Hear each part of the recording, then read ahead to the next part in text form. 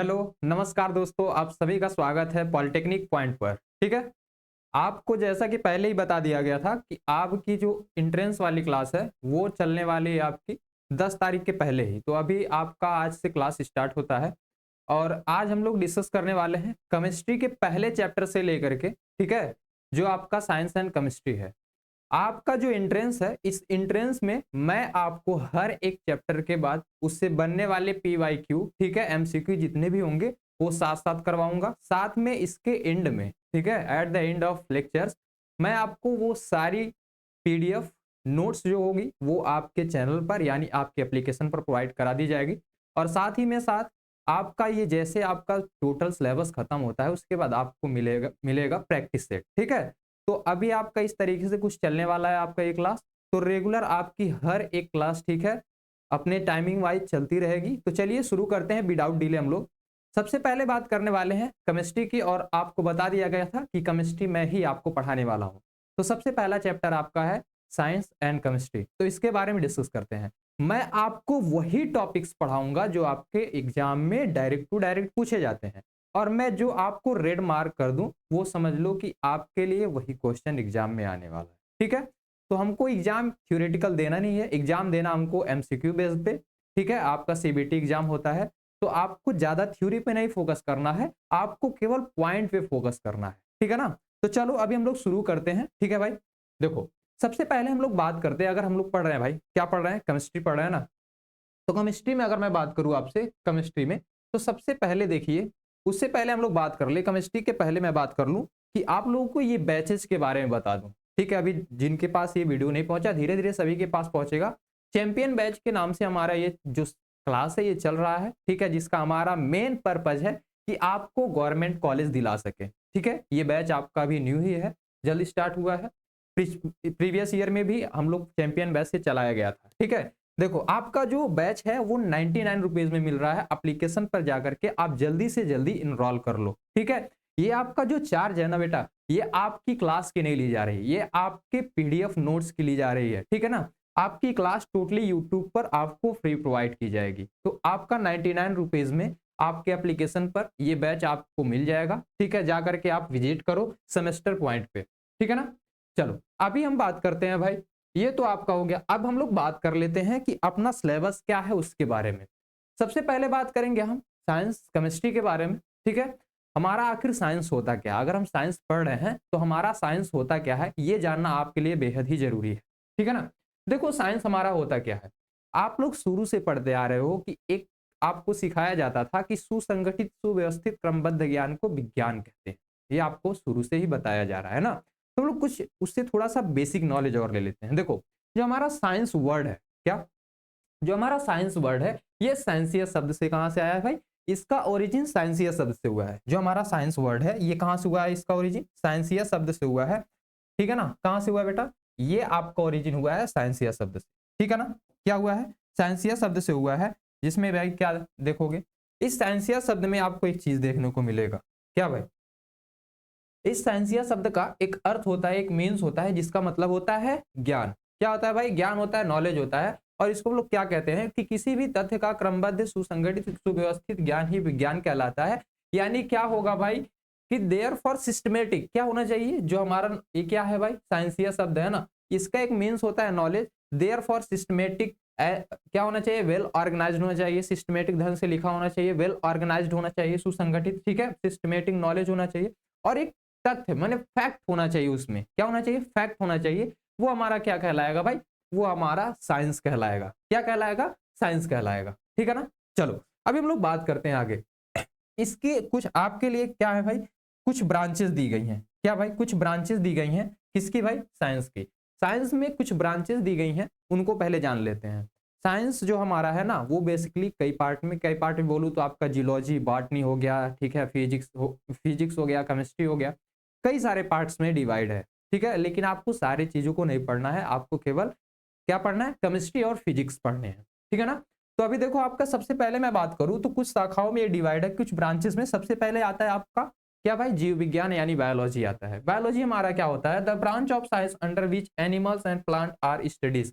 हम लोग इसके अंदर क्या डिस्कस करते हैं भाई, किसके बारे में हम लोग अध्ययन करते हैं भाई, प्लांट्स के बारे में, एनिमल्स के बारे में अगर हम लोग डिस्कस कर रहे हैं कहीं पर भी, तो वो आपका क्या होगा भाई, बायोलॉजी होगा। क्या होगा, बायोलॉजी। आपको दो चीजें ध्यान देनी है, क्या, वनस्पति यानी किसकी भाई, प्लांट्स की, और जंतुओं के बारे में अगर हम लोग कहीं भी स्टडी कर रहे हैं, डेट इज बायोलॉजी, वो हमारा क्या कहलाएगा, बायोलॉजी कहलाएगा। सेकंड आता है आपका क्या, देखो सेकंड हमारा क्या है कि बायोलॉजी को दो भागों में डिवाइड किया गया। क्या भाई, बायोलॉजी को दो भागों में डिवाइड किया गया। सबसे पहले आता है जूलॉजी, जिसमें हम लोग जंतु विज्ञान बोलेंगे। क्या बोलेंगे भाई, जंतु विज्ञान। जूलॉजी हमारा क्या होता है, इसमें हम लोग क्या करते हैं भाई, under which animals and humans, ठीक है, आर इट्स स्टडीज। क्या करते हैं इसके अंदर हम लोग ह्यूमंस हो गए और एनिमल्स हो गए। अगर हम लोग डिस्कस कर रहे हैं किसके बारे में, एनिमल्स एंड ह्यूमंस के बारे में, वो हमारा कहलाएगा जूलॉजी। क्या कहलाएगा, जूलॉजी, जंतु विज्ञान कहलाएगा। क्या कहलाएगा भाई, जंतु विज्ञान कहलाएगा। ठीक है, अगर हम लोग किसके बारे में भाई बात कर रहे हैं, जीवों के बारे में, मनुष्य के बारे में अगर हम लोग डिस्कस कर रहे हैं, स्टडी कर रहे हैं, तो आपका क्या कहलाएगा, जंतु विज्ञान। ठीक है, चलो अभी हम लोग बात कर लेते हैं भाई, आ जाओ, वनस्पति विज्ञान, जिसको बॉटनी बोलेंगे। अभी किसके बारे में है ये आपका बायोलॉजी के अंदर। बायोलॉजी के अंदर हमने क्या बोला, जूलॉजी, फिर आपका बॉटनी आता है। बॉटनी क्या होता है, इसमें सिंपल हम लोग वनस्पतियों के बारे में, प्लांट्स के बारे में, वेजिटेशन के बारे में डिस्कस करेंगे, स्टडी करेंगे। दैट इज आपका क्या होगा, वो बॉटनी होगा। बॉटनी आपका क्या होगा भाई, जिसमें हम लोग किसके बारे में भाई, प्लांट्स, वेजिटेशन के बारे में डिस्कस करेंगे, स्टडी करेंगे, वो हमारा क्या कहलाएगा, वो हमारा कहलाएगा बॉटनी। जैसे आप देख रहे हो यहाँ पे एक पौधा हमारा, एक प्लांट्स है, जो कि क्या कर रहा है, फोटोसिंथेटिक द्वारा हमारा क्या कर रहा है, ये अपना भोजन बना रहा है। ठीक है, फूड्स बनाते हैं। आपको पता है ना, पौधे सूर्य की किरणों को लेकर के अपने भोजन को बनाते हैं। क्या करते हैं, भोजन को बनाते हैं, और उस प्रोसेस को बोला जाता है फोटोसिंथेटिक। क्या बोलते हैं भाई, फोटोसिंथेटिक बोलते हैं। ठीक है ना, आ जाओ, चलो नेक्स्ट अभी क्या है हमारा, वनस्पति के बाद आता है भौतिक विज्ञान। अभी इसको आपको पढ़ना है, अनुराग सर पढ़ाएंगे ना। तो अभी भौतिक विज्ञान क्या होता है, भौतिक विज्ञान क्या है, ये विज्ञान की वह शाखा है जिसके अंतर्गत ऊर्जा, ठीक है, ऊर्जा के विभिन्न रूपों के बारे में, उनका क्या क्या फॉर्म है, किस किस फॉर्म में एनर्जी पाई जाती है। जैसे मैं बोल रहा हूं तो अभी साउंड एनर्जी है, ठीक है, क्या है भाई, साउंड एनर्जी है। क्या होता है, एयर एनर्जी होता है। कई प्रकार की एनर्जी होती है ना, तो उनके अलग अलग फॉर्म्स के बारे में डिस्कस करेंगे। साथ ही में साथ जो पदार्थ है उसकी ऊर्जा के प्रभाव क्या होंगे, उसका इफेक्ट क्या पड़ने वाला है पदार्थ के बारे में, और उसके ऊर्जा से संबंधित हम लोग क्या करेंगे भाई, अध्ययन करेंगे। वो हमारा क्या कहलाएगा भाई, भौतिक विज्ञान कहलाएगा। ठीक है, आर अंडरस्टैंडिंग बडी। देखो किसके बारे में, एनर्जी के बारे में, ठीक है, किसके बारे में, एनर्जी के बारे में, इस एनर्जी का इफेक्ट क्या पड़ेगा, उन सभी के बारे में अगर हम लोग डिस्कस करेंगे तो हमारा क्या कहलाएगा, फिजिक्स कहलाएगा। ठीक है, चलो अभी आता है खगोल विज्ञान, जिसको हम लोग एस्ट्रोनॉमी बोलते हैं। क्या बोलते हैं, खगोल विज्ञान, जिसको हम लोग एस्ट्रोनॉमी बोलते हैं। खगोल विज्ञान हमारा क्या होता है, इसमें हम लोग सैटेलाइट्स के बारे में, किसके बारे में भाई, सैटेलाइट्स के बारे में। सैटेलाइट्स बोले तो ग्रह उपग्रह के बारे में, नक्षत्रों के बारे में हम लोग अगर अध्ययन करते हैं, स्टडी करते हैं, वो हमारा क्या कहलाता है, एस्ट्रोनॉमी कहलाता है। तो एस्ट्रोनॉमी क्या है भाई, विज्ञान की शाखा के अंतर्गत हम लोग नक्षत्रों का अध्ययन करते हैं। क्या करते हैं भाई, नक्षत्रों का हम लोग अध्ययन करते हैं। ये आप जैसे कि देख सकते हो। ठीक है, अगर हम लोग किसके बारे में, सैटेलाइट्स के बारे में, ठीक है, जितने भी हमारे ग्रह है, जैसे पृथ्वी हो गया, चंद्रमा हो गया, ठीक है, मून हो गया, इन सभी के बारे में हम लोग क्या करते हैं भाई, स्टडी करते हैं। तो वो हमारा खगोल विज्ञान आई मीन एस्ट्रोनॉमी के अंतर्गत आता है। ठीक है, चलो अभी भूगर्भ विज्ञान है। भूगर्भ को बोलेंगे जियोलॉजी। क्या बोलेंगे, जियोलॉजी, यानी पृथ्वी के अंदर के, यानी उसके स्ट्रेटा के बारे में। पृथ्वी के स्ट्रेटा मतलब अलग अलग लेयर्स के बारे में, ठीक है, पहाड़ों के बारे में, नदियों के बारे में अगर हम लोग डिस्कस करते हैं तो क्या होगा, अगर इसको एक तरीके से बोलूं तो नेचुरल थिंग्स के बारे में। नेचुरल थिंग्स में तो एनिमल्स भी आएगा सर, नहीं, अभी जो आपका क्या है, देखो झील हो गया, पर्वत हो गया, ठीक है, नदियां हो गई, रिवर्स हो गई, ठीक है, और पृथ्वी के अलग अलग स्ट्रेटा आई मीन लेयर्स के बारे में अगर हम लोग डिस्कस कर रहे हैं तो हमारा भूगर्भ विज्ञान आता है। क्या होता है, भूगर्भ विज्ञान, मतलब जियोलॉजी बोलते हैं। क्या बोलते हैं उसको, जियोलॉजी बोलते हैं। जैसे पृथ्वी, पर्वत, चट्टान, नदी आदि की अगर संरचनाओं का अध्ययन करेंगे हम लोग तो हमारा क्या आएगा, उसको बोलेंगे जियोलॉजी। क्या बोलेंगे, जियोलॉजी। और आपको भी पता है कि पृथ्वी के कई सारे लेयर्स होते हैं, ठीक है, जिसमें आपका कोर, क्रस्ट, मेंटल, यही सब आता है, आउटर कोर, इनर कोर आता है ना। तो चलो अभी इसके बारे में अगर हम लोग नदियों, पहाड़ों के बारे में, पर्वतों के बारे में अभी अध्ययन करेंगे तो हमारा किसमें आएगा, जियोलॉजी के अंदर आएगा। ठीक है, क्लियर हुआ इतना, आगे बढ़ते हैं भाई। देखो आगे आता हमारा रासायनिक विज्ञान, अभी जो मैं आपको पढ़ाने वाला हूं। क्या आगे आता हमारा रासायनिक विज्ञान, जो मैं आपको पढ़ाऊंगा। केमिस्ट्री शब्द जो है उसकी उत्पत्ति, ओरिजिन कहां से हुई, केमिस्ट्री शब्द की ओरिजिन कहां से हुई बेटा। देखो जो हमारा केमिस्ट्री शब्द है ना, ये मिस्र के प्राचीन नाम, मिस्र के प्राचीन नाम, मतलब बहुत साल पहले किसी ने नाम दे दिया था। वो भी कहां से आया है, मिस्र से आया है, जिसका नाम केमी हुआ करता था। क्या हुआ करता था, केमी हुआ करता था, और वहीं से हम लोग केमिस्ट्री शब्द की क्या किए हैं भाई, खोज किए हैं। ठीक है, ये देखो केमिस्ट्री हमारा क्या होता है, केमिस्ट्री क्या होता है भाई, किसी द्रव्य की संरचना, संगठन, गुणधर्म, किसके किसके बारे में हम लोग भाई पढ़ेंगे, देखो स्ट्रक्चर के बारे में, कंपोजिशन के बारे में, प्रॉपर्टी के बारे में। अगर हम लोग किसी पदार्थ के, किसी मैटर्स की प्रॉपर्टी हो गया, कंपोजिशन हो गया, स्ट्रक्चर हो गया, अगर उसके बारे में लोग स्टडी कर रहे हैं तो हमारा क्या कहलाएगा भाई, वो हमारा केमिस्ट्री कहलाएगा, रासायनिक विज्ञान कहलाएगा। ठीक है ना, आ जाओ चलो। रसायन विज्ञान जो होता है ना, वो सर्वप्रथम मिस्र अरब देश में इसका जो ज्ञान है वो सर्वप्रथम कहां हुआ था, मिस्र अरब देश में हुआ था। कहां भाई, देखो ये जो आपका है ना, ये पॉइंट आप लोग नोट कर लेना बेटा, ये आप नोट कर लेना। ठीक है, यहां से आपके एग्जाम में क्वेश्चन बनते हैं कि कहां से हुआ था, तो मिस्र अरब देश में हुआ था, पहली बात इसको आप लोग जान लेना। ठीक है, कहां से हुआ था भाई, मिस्र अरब देश में हुआ था। ठीक है, चलो दूसरी बात, एक चीज और आप लोग ध्यान रखना, जो ये मिस्र अरब देश हुआ था ना, ठीक है, इसके आधुनिक जनक अगर बोला जाए, आधुनिक जन्मदाता कौन थे, तो वो थे हमारे कौन, लेवोसियो को बोला जाता है। किसको, लेवोसिये को बोला जाता है आधुनिक जन्मदाता। क्या बोले, तो मॉडर्न, क्या भाई, आधुनिक जन्मदाता है ये। ठीक है ना, और इसका नाम जो है वो इजिप्ट से लिया गया था। कहां से, इजिप्ट से लिया गया था, इजिप्ट अरब कंट्री से लिया गया था। चलो आ जाओ, यहां मैंने आपको बता दिया। ठीक है, यहां पे आप लोग ध्यान रखना, इसका जो प्राचीन नाम है वो कहां से लिया गया था भाई, केमी वर्ड से लिया गया है ना, उसको ध्यान रखना, कहां से लिया गया है, केमी वर्ड से। तो कभी आपसे एग्जाम में पूछ सकता है। ठीक है, प्रीवियस ईयर में पूछे भी जाते हैं, मैं आपको दिखाऊंगा प्रीवियस ईयर के क्वेश्चन। ठीक है, चलो आ जाओ।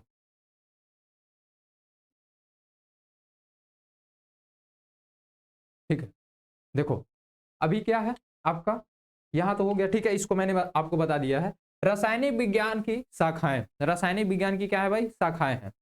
रसायन, अभी तो हमने क्या पढ़ा, सबसे पहले एक बार समरी देखना भाई, सबसे पहले हमने साइंस के बारे में जाना, फिर साइंस के अलग अलग पार्ट्स के ब्रांचेस के बारे में जाना, उसमें एक हमको मिला क्या भाई, रसायन विज्ञान, जिसको हम लोग केमिस्ट्री बोलेंगे।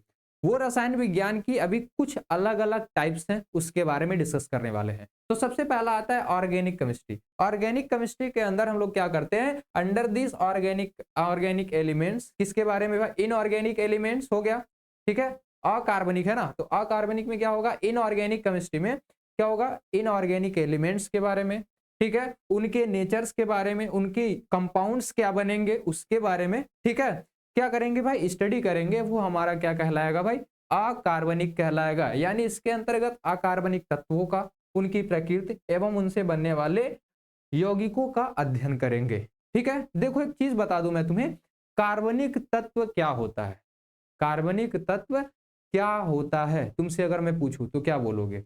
देखो कार्बनिक तत्व का सीधा मतलब है ना ऑर्गेनिक कंपाउंड या इनऑर्गेनिक कंपाउंड में डिफरेंट बता रहा हूं, ध्यान से सुन लेना। देखो आपका ऑर्गेनिक और इनऑर्गेनिक में थोड़ा सा डिफरेंट आता है। अगर मैं बात करूंगा, ठीक है, ऑर्गेनिक की, किसकी मैं बात करूं, अगर मैं आपसे बात कर लूं बेटा ऑर्गेनिक की, तो ऑर्गेनिक में आपको बोला जाएगा ऑर्गेनिक को कार्बनिक। कार्बनिक मतलब कार्बन होना चाहिए, बिल्कुल सर। तो जहां भी किसी कंपाउंड में आपको कार्बन देखने को मिलेगा और जहां किसी कंपाउंड में आपको कार्बन के साथ हाइड्रोजन भी देखने को मिलेगा, वो आपका क्या कहलाएगा, ऑर्गेनिक केमिस्ट्री कहलाएगा। क्या कहलाएगा, ऑर्गेनिक। लेकिन अगर आपको कार्बन और हाइड्रोजन और कार्बन एक साथ ना दिखे, जैसे भाई कभी आपको कार्बन दिखेगा, कभी आपको ये दोनों साथ दिखेंगे, तो वो आपका क्या होगा, ऑर्गेनिक होगा। अगर ये नहीं दिखते हैं तो वो आपका इनऑर्गेनिक आएगा। तो इनऑर्गेनिक मतलब जिसमें कार्बन और हाइड्रोजन ना हो, ऐसे तत्वों की उनकी नेचर क्या है, ठीक है, उनके कंपाउंड्स क्या होंगे, उनके बारे में डिस्कस करेंगे, तो वो आपका इनऑर्गेनिक केमिस्ट्री आएगा। आर यू अंडरस्टैंडिंग बडी। चलो अभी तो मैंने आपको क्या बोला, कार्बनिक ना, तो कार्बनिक में अभी लिख लेना अच्छे से। ठीक है, अभी आप लोग कार्बनिक में अच्छे से लिख लो। चलो क्या होगा भाई, मैंने आपसे बोला कि ऑर्गेनिक जो हमारा होगा, क्या भाई, ऑर्गेनिक, ठीक है ना, पेन सही नहीं चल रहा है बेटा। ठीक है, देखो ऑर्गेनिक जो हमारा होगा, ऑर्गेनिक में आपको दो चीजें देखने को मिलेंगी। क्या क्या देखने को मिलेंगी, सबसे पहला ऑर्गेनिक में आपको कार्बन देखने को मिलेगा, यानी कंपाउंड्स जो बनेंगे वो कार्बन के साथ मिलकर बनेंगे, या तो वो कार्बन और हाइड्रोजन के साथ मिलकर के बनेंगे। क्या, कार्बन या हाइड्रोजन के साथ मिलकर के बनेंगे। ठीक है, ये दोनों अगर कहीं भी आपको देखने को मिलते हैं तो वो कंपाउंड आपका क्या होगा, वो आपका क्या होगा, ऑर्गेनिक कंपाउंड होगा। और उसी ऑर्गेनिक कंपाउंड्स के बारे में अगर हम लोग अध्ययन करते हैं तो हमारा ऑर्गेनिक केमिस्ट्री के अंदर आता है। जैसे आपका क्या है, कार्बोनेट है, क्या भाई, कार्बोनेट है। कार्बोनेट को क्या लिखते हैं भाई, CO3 लिखते हैं, नहीं बोलो, CO3 लिखते हैं, बिल्कुल सर। तो CO3 में कार्बन मिला, बिल्कुल सर। बाइकार्बोनेट, ठीक है, बाइकार्बोनेट को जैसे कैल्शियम बाइकार्बोनेट होता है तो सी क्या होता है भाई, कैल्शियम बाइकार्बोनेट, देखो CaHCO3 का होल ट्वाइस होता है।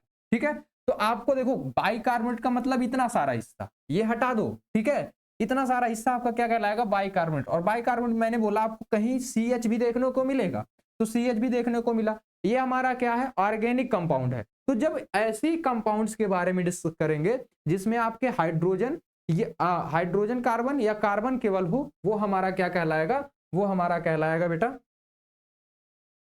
ठीक है, वो हमारा क्या कहलाएगा, ऑर्गेनिक केमिस्ट्री कहलाएगा। आर यू अंडरस्टैंडिंग बड़ी। चलो अभी नेक्स्ट बात करते हैं, ठीक है, आ जाओ। कुछ नोट पॉइंट है, यहां से देखना क्वेश्चन धड़ाधड़ बनते हैं आपके एग्जाम में, ठीक है ना। नोट पॉइंट में क्या है कि जो हमारा कार्बन है, क्या भाई, कार्बन, ये पृथ्वी पर पाए जाने वाले सभी तत्वों में 17वां स्थान यानी क्या करता है, 17th रैंक रखता है। क्या करता है भाई, इसका जो रैंक है वो 17वां रैंक है। समझ गया कि नहीं समझे, बोलो। जो हमारा कार्बन है इसका जो रैंक है ना, पूरे पृथ्वी पे बहुत सारे एलिमेंट्स पाए जाते हैं, आपको भी पता है 118 एलिमेंट्स की खोज अभी तक हो चुकी है। तो उसमें जो हमारा कार्बन है ना, ये पृथ्वी पर अपना जो रैंक रखता है, स्थान रखता है। जैसे आपका एग्जाम हुआ है 10 बच्चों में, 10 बच्चों में आपका रैंक 5 आता है। तो ऐसे ही कई सारे एलिमेंट्स, बहुत सारे एलिमेंट्स है जिसमें आपका कार्बन जो है ना, उसका जो रैंक है वो 17वां रैंक है, यानी 17वें स्थान पर पाया जाता है। ठीक है, तो क्या होता है, 17वें स्थान पर पाया जाता है। तो पृथ्वी पर पाए जाने वाले तत्वों में कार्बन का जो स्थान है वो 17th है, जबकि इसके यौगिक की जो संख्या है ना, वो प्रकृति में हाइड्रोजन के यौगिक के बाद सर्वाधिक है। यानी अगर मैं बात करूं, जो आपका नेचर है उसमें सबसे ज्यादा अगर कंपाउंड किसी के पाए जाते हैं, कंपाउंड बोले तो यौगिक, यौगिक बोले तो मिलकर के बना हुआ चीज। जैसे अभी मैं आपसे बात करूं H2O, क्या है H2O, अभी क्या बना हमारा, जल बना, क्या बना, जल, जिसको हम लोग वाटर बोलते हैं। चला, क्या बोलते हैं, वाटर बोलते हैं। अभी वाटर जो हमारा वो किससे मिलके बना, हाइड्रोजन के 2 अणुओं से मिलकर के बना कि नहीं बना, बोलो, हाइड्रोजन के 2 अणुओं से मिलकर के बना। ये इसका स्ट्रक्चर है, मैं आपको डीपली पढ़ाऊंगा यार, अभी तो ओवरव्यू दे रहा हूं, ठीक है। तो देखो हमारा जो हमारा वाटर है, जल है, ये किससे मिलके बना, हाइड्रोजन से। तो हाइड्रोजन के जो यौगिक हैं यानी कंपाउंड, हाइड्रोजन से बने हुए यौगिक, ठीक है, हाइड्रोजन से मिलके जो बना यही हमारा कंपाउंड है। वाटर क्या, एक कंपाउंड है, ठीक है। कंपाउंड और एलिमेंट्स में अंतर होता है, तत्व सिंगल होता है, कंपाउंड डबल ट्रिपल होता है, किसी के साथ बॉन्ड बनाया होता है, ठीक है। तो अभी देखो हाइड्रोजन ऑक्सीजन के बीच में बॉन्डिंग हुई है तो बना क्या हमारा, वाटर। वाटर हमारा क्या है, एक कंपाउंड है, और एक कंपाउंड किसका है, हाइड्रोजन का। तो हाइड्रोजन के जितने सारे यौगिक हैं, ठीक है, उसके बाद यानी सबसे ज्यादा जो हमारा नेचर है उसमें सबसे ज्यादा जो कंपाउंड है वो हाइड्रोजन के हैं। उसके बाद सबसे ज्यादा कंपाउंड रखने वाला जो हमारा एलिमेंट्स है वो कार्बन आता है, ठीक है। क्या आता है, कार्बन आता है, ठीक है ना। अभी ये बात आपको समझ में आ गई होगी। चलिए अभी नेक्स्ट बात हम लोग करते हैं, ये नोट पॉइंट थी। चलो अभी भौतिक विज्ञान हमारा फिजिकल केमिस्ट्री क्या होता है, चला देखो। रासायनिक अभिक्रिया के नियमों व विशेष परिस्थितियों का अध्ययन जब किया जाएगा, क्या, रासायनिक अभिक्रिया, भौतिक विज्ञान में सर रासायनिक क्या होता है बता रहा हूं। देखो रासायनिक जो हमारी अभिक्रिया है उनके नियम, रासायनिक अभिक्रियाओं, जब कोई भी हमारा केमिकल रिएक्शन होगा तो कुछ किसी नियम पे होगा, ठीक है, क्या होगा, किसी नियम पर होगा, कोई कंडीशन फॉलो करेगा ना। तो जब हम लोग उस नियम के बारे में और उस कंडीशन के बारे में डिस्कस करते हैं, स्टडी करते हैं, तो हमारा भौतिक केमिस्ट्री होता है, यानी भौतिक रसायन होगा, ठीक है ना। क्या होगा, भौतिक रसायन होगा। तो आप लोग ध्यान रखना, ये चीज एग्जाम में आपसे पूछा जाता है कि जब हम लोग क्या करते हैं, भौतिक रसायन, सिंपल बोलेगा भौतिक रसायन क्या होता है, या स्टडी ऐसे बोल देगा, जब हम लोग स्टडी करते हैं क्या भाई, रासायनिक अभिक्रियाओं के नियमों और उनकी परिस्थितियों के बारे में, तो वो क्या कहलाएगा, तो क्या कहलाएगा, हमारा भौतिक रसायन कहलाएगा, ठीक है ना। चलो आ जाओ, कुछ इंपॉर्टेंट फैक्ट्स हैं, देख लेते हैं भाई। देखो यहाँ पे लिखा हुआ है एल्केमी, वर्ड लिखा हुआ है, एक वर्ड है एल्केमी, देखना। तो रसायन विज्ञान की ऐतिहासिक पृष्ठभूमि जो हमारा एल्केमी है, ये हमारा क्या है, एल्केमी वर्ड जो है ना, क्या भाई, एल्केमी जो हमारा वर्ड है वहां पे ध्यान देना आप लोग। चलो आ जाओ। जो हमारा एल्केमी वर्ड है ये प्राचीन, क्या भाई, एल्केमी के प्राचीन अध्ययन पर आधारित है, यानी रसायन विज्ञान का जो ऐतिहासिक पृष्ठभूमि है, यानी कि अगर देखा जाए कि जो इतिहास में, ऐतिहासिक पृष्ठभूमि मतलब इतिहास में जो भी हमारा रसायन विज्ञान के बारे में, ठीक है, जो भी चीजें की गई थी वो हमारा किस पे डिपेंड था, वो प्राचीन अध्ययन पर आधारित है। क्या भाई, प्राचीन अध्ययन पर। यानी अभी जो हम लोग क्या पढ़ रहे हैं भाई, अभी हम लोग केमिस्ट्री पढ़ रहे हैं, केमिस्ट्री के जो भी हिस्ट्री के बारे में देख रहे हैं वो पहले से ही प्राचीन अध्ययन पर आधारित है, मतलब पहले से उस पर अध्ययन किया गया है। ठीक है ना। देखो, रसायन विज्ञान हमारे दैनिक जीवन में एक बहुत बड़ा हिस्सा है, आपको पता है। जैसे अगर मैं आपको बता दूं तो जब आप क्या करते हो भाई, खाना बनाते हो तो खाने में भी रिएक्शंस होते हैं, नमक अपना गल जाता है, वो नमक जब डालोगे आप सब्जी में तो गलेगा, तो वो अलग चीज मैं आपको अभी आगे बताऊंगा सेकंड चैप्टर में, इसमें नहीं है। ठीक है, तो मैं सारी चीजों को बताऊंगा, उसका प्रोसेस क्या होता है आपको पता होगा। मेल्टिंग पॉइंट, फ्रीजिंग पॉइंट होता है, ठीक है, वेपोराइजेशन होता है, सब्लिमेशन होता है, ये सारी चीजें मैं आपको पढ़ाने वाला हूँ। ठीक है, तो बहुत बड़ा हिस्सा है जो हमारे जैसे भोजन, वायु, पानी, सभी मूलभूत आवश्यकताओं में क्या है भाई, विद्यमान है। ठीक है ना। पानी हो गया हमारा, वायु हो गया, इन सभी में क्या है हमारा भाई, रासायनिक विज्ञान का एक बहुत बड़ा ही क्या है भाई, एक बहुत बड़ा हिस्सा है कि जो ये क्या करता है, पार्टिसिपेट करता है हमारे डेली लाइफ में। ठीक है, आ जाओ। अभी एक चीज मैं आपको नोट डाउन बोलूंगा करने के लिए, तो अभी कर लेना इसको भी। ठीक है, जितने मैं मार्क्स लगाता हूं पढ़ते जाना। ये देख रहे हो आपके शरीर में, आपके शरीर में बोले तो ह्यूमन बॉडीज में, ठीक है, इतना परसेंट आपका वाटर होता है। ह्यूमन बॉडीज में क्या होता है भाई, इतना परसेंट वाटर होता है, 65 टू 90, 65 टू 90% ह्यूमन बॉडीज में वाटर होता है। ये बात आपको ध्यान रखना है। साथ ही में साथ, ठीक है, इस एक तथ्य से रासायनिक विज्ञान के महत्व का आकलन किया जा सकता है। जैसे आपका चेचक हो गया, अभी चेचक क्या है भाई, चेचक का ठीक है, ये जो चेचक है ना, चेचक, चेचक के टीके का आविष्कार किसने किया था भाई, एडवर्ड जेनर ने किया था। किसने किया था, एडवर्ड जेनर ने किया था। चलो भाई आ जाओ। चेचक के टीके का आविष्कार किसने किया था, एडवर्ड जेनर। तो जितने मैं मार्क्स कर रहा हूं उसको आप लोग दिमाग में बैठा के रखना गुरु। ठीक है, क्योंकि एग्जाम में वही आपसे पूछेगा जो मैं आपको बता रहा हूं। एक चीज मैं आपको और कॉन्फिडेंस दिला देता हूं, लिख के दे रहा हूं बेटा, इस चैप्टर में जितने टॉपिक्स को मार कर दिया हूं, अगर उससे बाहर आपके एग्जाम में आएगा तो कमेंट बॉक्स में लिख के चले जाना, गुरु आपने तो पढ़ाया ही नहीं पहले चैप्टर में और एग्जाम में आ गया। कभी नहीं आएगा। जितना मैं आपको दे रहा हूं उससे बाहर एक क्वेश्चन इस चैप्टर से नहीं बनने वाला है। ठीक है ना। चलो अभी आगे हम लोग पढ़ते हैं बेटा, आ जाओ। एडवर्ड जेनर याद रखना। अभी देखो मैंने आपको जितना प्रीवियस ईयर में पढ़ाया, क्या प्रीवियस ईयर मतलब सॉरी, अभी प्रीवियस में मैंने अभी जस्ट जो आपको पढ़ाया उसमें जितने टॉपिक्स पढ़ाए ना, अभी उसकी समरी आप कवर कर लेना, क्योंकि अब उससे बनने वाले आपके पास न्यूमेरिकल्स आ रहे हैं, मतलब एमसीक्यू आ रहे हैं ना। देखो मैंने आपसे बोला कि जैसे एंड ऑफ द लेक्चर, ठीक है, जैसे आपका लेक्चर ये एंड होता है थ्योरीज पार्ट, तुरंत मैं उसके बाद क्या करवाऊंगा, आपको एमसीक्यू करवाऊंगा और प्रीवियस ईयर के क्वेश्चंस करवाऊंगा। तो अभी स्टार्ट होने वाला है, तो जल्दी से आप लोग कॉपी कलम लेकर के बैठ जाएं। और मैं ये तो कहूंगा कि आप लोग एमसीक्यू को तुरंत ही तैयार करते जाओ, चाहो तो उसको आप लोग, हाँ पीडीएफ तो ले लेना भाई, ठीक है, पीडीएफ आप लोग ले लेना, वहां से आपकी तैयारी अच्छी होती रहेगी। ठीक है, चलो आ जाओ। इंपॉर्टेंट क्वेश्चन यहाँ से आप शुरू होते हैं। तो सबसे पहले मैं आपसे क्वेश्चन ये पूछना चाहूंगा कि पृथ्वी पर पाया जाने वाला, पहला क्वेश्चन है, पृथ्वी पर पाया जाने वाला, ठीक है, पाए जाने वाले तत्वों में कार्बन का रैंक, या तो स्थान बोले या तो प्लेस बोले, प्लेस के जगह पे आपसे वो कभी कभी क्या पूछ लेगा बेटा, रैंक पूछ लेगा। क्या बोल देगा, what is the rank of carbon. ठीक है, तो आपको क्या बताना पड़ेगा भाई, बात वही पड़ेगी, या तो प्लेस बोलेगा या तो रैंक बोलेगा। आपको आंसर क्या करना है, 17th कर देना है। क्या बोलोगे कि सर आपका जो आंसर होगा वो आपका 17th कहलाएगा, 17वां स्थान है कार्बन का, हमने तो अभी जस्ट पढ़ा है। ठीक है, चलो बिल्कुल सही जवाब है आप सभी का, 17वां स्थान होता है। नेक्स्ट आ जाओ। आधुनिक रसायन विज्ञान के जो जन्मदाता है, अभी देखो पॉलिटेक्निक 2009 और 2006 में पूछा गया प्रश्न है। ठीक है, ध्यान देना। क्या भाई, आधुनिक रसायन विज्ञान के जन्मदाता कौन है, तो अभी मैंने आपको बताया, क्या प्रिस्टले थे, लेवोसिए, सीले, या इनमें से कोई नहीं, बताएंगे आप सभी लोग।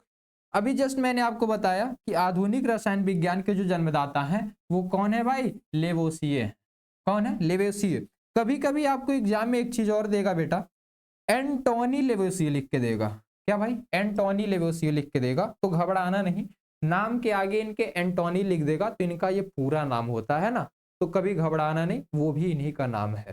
ठीक है, तो आप लोग याद कर लेना। अभी नेक्स्ट क्वेश्चन आपका क्या है कि रासायनिक विज्ञान का ज्ञान जो है वो सर्वप्रथम किस देश में हुआ था, और मैं आपको अभी जस्ट क्वेश्चन करवा के आया हूं, कहां पे हुआ था भाई, बताओगे आप सभी लोग, कहां पे हुआ था, चीन यूनान में हुआ था, या मिस्र अरब में, या अमेरिका इंग्लैंड में, या भारत चीन में हुआ था, कहां हुआ था, मिस्र अरब देश में हुआ था। मैंने आपसे अभी बोला, क्या बोला भाई, इजिप्ट अरब कंट्री बताया ना आपको, तो कहां हुआ था, मिस्र अरब देश में हुआ था। ठीक है ना, ये आप लोग याद रखना।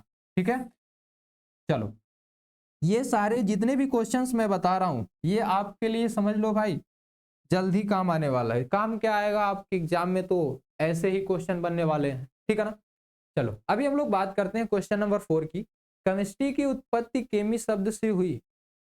अभी मैंने बताया कि केमिस्ट्री की जो उत्पत्ति हुई है वो केमी शब्द से हुई है, लेकिन वो प्राचीन नाम है किसका, बताएंगे आप सभी लोग, क्या चीन का था, या भारत, या अमेरिका, या मिस्र का, कहां का था जो आपका केमी शब्द है, सबसे पहले कहां यूज किया गया था, जल्दी से बताइएगा आप सभी लोग, फिर हम लोग आगे क्वेश्चन को डिस्कस करते हैं। ठीक है ना, देखो भाई, सबसे पहले अगर मैं बात करूं ना, तो ये आपका जो आंसर होगा वो कौन सा होगा, ऑप्शन नंबर डी, मिस्र अरब देश में हुआ था। मैंने आपको बताया कहां पे भाई, मिस्र अरब देश में हुआ था ना, ये जो केमी वर्ड है इसका।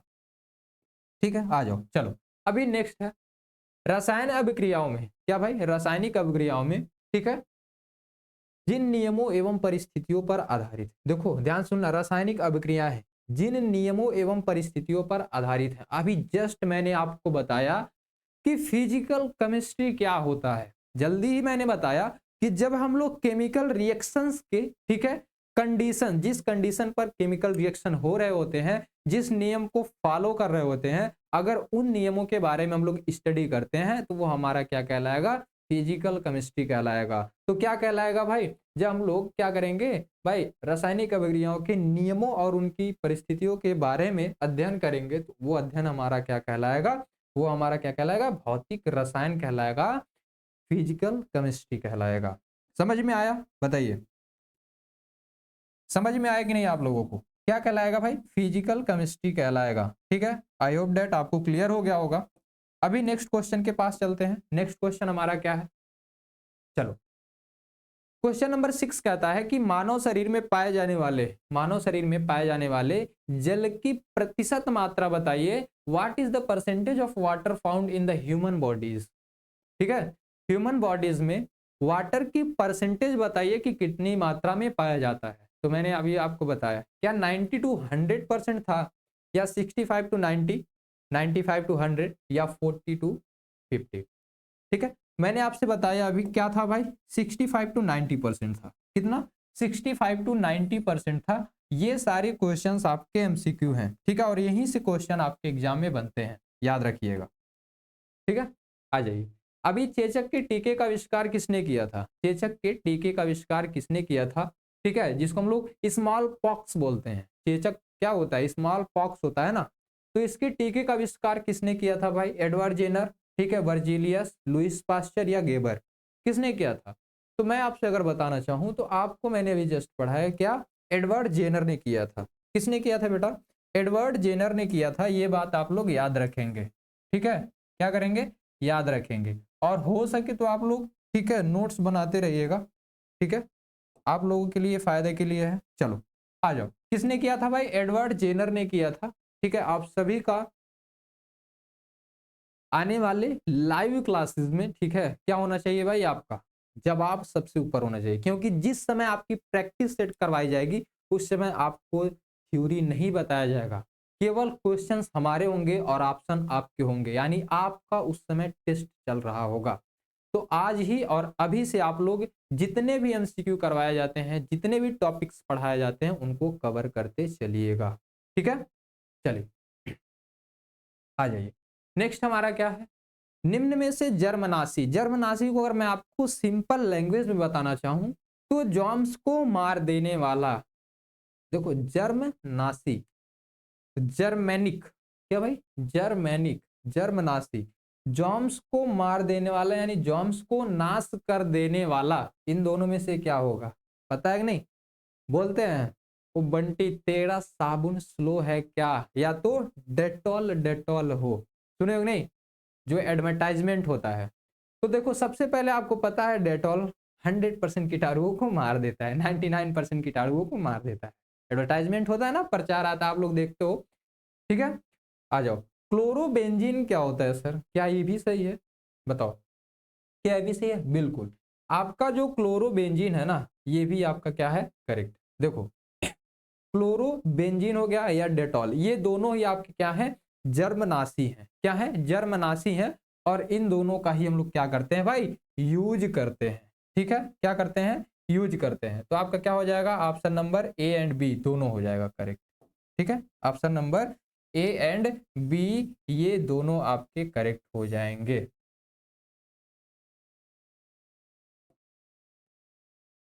चलो अभी आगे बढ़ते हैं ना, ठीक। देखो 10वां नंबर क्वेश्चन कहता है कि पौधों को कीटाणुओं और रोगों से बचाने के लिए, यानी protect plant from the germ and disease, मतलब बीमारी होता है, रोग होता है ना। तो प्लांट्स को प्रोटेक्ट करने के लिए किससे भाई, जर्म और डिजीज से, हम लोग क्या यूज करेंगे, क्लोरीन, डीडीटी, क्लोरोफॉर्म, ईथर, बताएंगे, बताइए हम लोग क्या यूज करेंगे। आप कहोगे सर ये आपने नहीं पढ़ाया है, पढ़ाया नहीं हूं, लेकिन पहले ही चैप्टर से एमसीक्यू आपके सिलेबस से लिया गया है, यहां से पूछता है। अभी डीडीटी के बारे में आप लोग सेमेस्टर में जब आओगे ना, तो इसके बारे में आपको पढ़ना पड़ेगा, ठीक है। चलो ठीक है, चलो ठीक है। तो अभी लोग बात करते हैं ना, क्या है आपका, आपका ऑप्शन कौन सा सही होगा भाई, डीडीटी होगा, ठीक है, dichloro diphenyl tetra acetic ion, ठीक है, टेट्रा एसिटिक एसिड बोलो, ये भी बोल सकते हो, dichloro diphenyl tetra acetic acid, ठीक है। चलो ये आपका करेक्ट आंसर होगा, इसका पूरा नाम होता है, आप लोग याद कर लेना, डीडीटी का, ठीक है ना। आ जाओ, बीएचसी का पूरा नाम क्या है, क्या भाई, बीएचसी का पूरा नाम क्या है, तो आप लोग क्या बताओगे। देखो बीएचसी का पूरा नाम क्या है, पॉलिटेक्निक 2005 में पूछा भी गया है, ठीक है, the full name of BHC, तो बीएचसी का पूरा नाम होता है बेंजीन हेक्साक्लोराइड होता है, क्या, बेंजीन हेक्साक्लोराइड होता है बीएचसी का फुल नाम, क्या होता है भाई, फुल नेम ऑफ बीएचसी क्या होगा भाई, बेंजीन हेक्साक्लोराइड होगा। समझ में आया, बोलो, समझ में आया। अभी आपका 12 नंबर क्वेश्चन है कि बोल रहा है कि प्रदूषित जल को पीने योग्य बनाने के लिए, देखो ये आपके बात करूं तो ये आपके टॉपिक से, हमें थ्योरी में नहीं था, लेकिन आपके जानने के लिए जरूरी है, पूछता भी है, ठीक है। देखो प्रदूषित जल को पीने योग्य बनाने के लिए निम्न में से किस रासायनिक यौगिक का यूज किया जाता है, ठीक है। क्लोरीन हमारा ऐसा सब्सटेंस, ऐसा पदार्थ या ऐसा गैस होता है, एलिमेंट्स बोले तो, जिसका यूज हम लोग प्रदूषित जल को पीने योग्य बनाते हैं, ठीक है। जो सीवर लाइंस आती हैं, बात करूं, जो समरसेबल का वाटर आप सभी के शहरों सिटीज में पहुंचाया जाता है, सप्लाई किया जाता है ना पीने के लिए, वो वाटर जो होता है ना, उसमें क्लोरीन मिलाई गई होती है, लेकिन पीपीएम में मिलाई जाती है। अभी सोचोगे सर आप ये क्या बोल रहे हो, हाँ, ये जो आपका क्लोरीन है, क्लोरीन को सीएल से प्रेजेंस करते हैं, ठीक है, इसको जब वाटर में मिलाया जाता है तो पीपीएम में मिलाया जाता है, पीपीएम बोले तो पार्ट्स पर मिलियन। मतलब अगर मैं समुद्र से एक लोटे पानी को निकालूं, ध्यान से सुनना, अगर मैं समुद्र से एक लोटा, ठीक है, या एक बाउल, बोले तो लोटा ना समझ में आए तो बाउल भाई, ठीक है, अगर मैं एक बाउल, ठीक है, अगर मैं एक बाउल पानी निकालूं समुद्र से, तो क्या समुद्र के पानी में कोई आपको ऐसा चीज दिखेगा कि पानी हमारा एक लोटा घट गया है, एक बाउल घट गया, देखने को मिलेगा, निग्लिजिबल चेंज दिखाई देगा, क्या, निग्लिजिबल मतलब ना के बराबर दिखाई नहीं देगा, उसमें से पानी निकाला गया है, ये पता चलेगा ना। सेम ऐसे ही होता है कि पानी की जो क्वांटिटी होती है बहुत ज्यादा होती है, और उसमें जो हमारा क्लोरीन होता है निग्लिजिबल मिलाया जाता है, इतना मिलाया जाता है कि बस वो क्या करे, जॉम्स को मार दे, जो भी उसमें बैक्टीरियाज है उनको मार दे, आपके ऊपर इफेक्ट ना डाले। ठीक है, तो क्लोरीन हमारा एक ऐसा होता है एलिमेंट जो प्रदूषित जल को पीने योग्य बनाने के लिए यूज किया जाता है। अभी आप लोग इसको समझ गए होंगे, ठीक है ना। अभी इसको आप लोग क्या किया गए हो गए, समझ गए होंगे भाई। चलो ठीक है ना, आ जाओ। अभी हम लोग ध्यान देते हैं इधर, ठीक है ना। नेक्स्ट हमारा बस खत्म हो गया भाई। यही आपका 12 क्वेश्चन था और इससे बनने वाले हर एक टॉपिक को मैंने कवर करवा दिया। क्या भाई, इससे बनने वाले हर एक टॉपिक को मैंने कवर करवा दिया है, आप लोग देख सकते हो। ठीक है, चलो ये सारी चीजें मैंने आपको बता दिया है। ठीक है, कोई दिक्कत होने वाला नहीं है, ठीक है ना। तो चलो अभी हम लोग क्या करते हैं भाई, अभी अभी आपका ये क्लास होता है एंड। क्या भाई, अभी ये क्लास एंड होता है, ठीक है। इसका जो नेक्स्ट पार्ट है वो मैं कल लेकर के आऊंगा आप सभी के लिए, ठीक है। आपको ये क्लास कैसी लगी, आई होप डेट आपको हर एक टॉपिक क्लियर हुआ होगा, अच्छे तरीके से समझ में आया होगा, ठीक है। मुझे आपका बेसब्री से आपके कमेंट्स का इंतजार रहेगा कि आपको ये क्लास कैसा लगा, ठीक है।